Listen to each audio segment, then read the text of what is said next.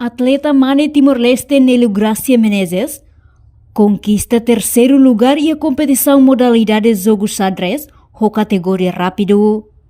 Quarta-feira, e a Centro Convenção Dili, Nélio e a entrevista expressa sentimento contente, também bela amor em ona Timor-Leste Nyanarang, e a jogo desportivo CPLP e a modalidade xadrez, com categoria rápido, Nia parte mos hato agradece ba treinador, no mos ba parte hotu nebe durante apoia niang, ho di participa e a competição ida,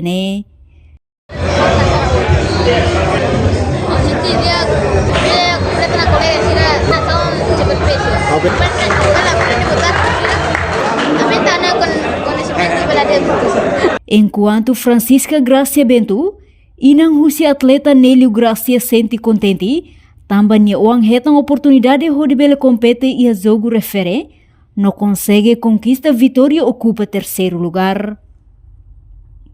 No hanesang inang, Francisca na fatin suporta, atu ninia uang bela halo dia klitan, e evento sira tuirmai e a futuro, ho di hamorin Timor-Leste e a mundo internacional, li husi modalidade xadrez.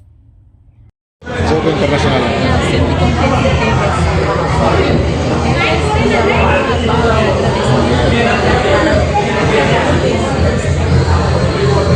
Vamos a equipa de xadrez durante bulan Maret Nyanarang de Mane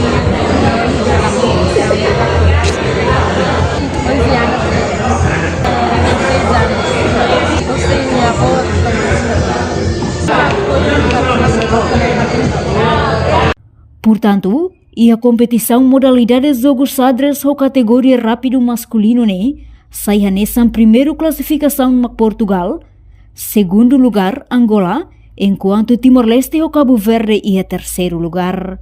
Reportagem Melania Conceição, Televisão Timor-Post.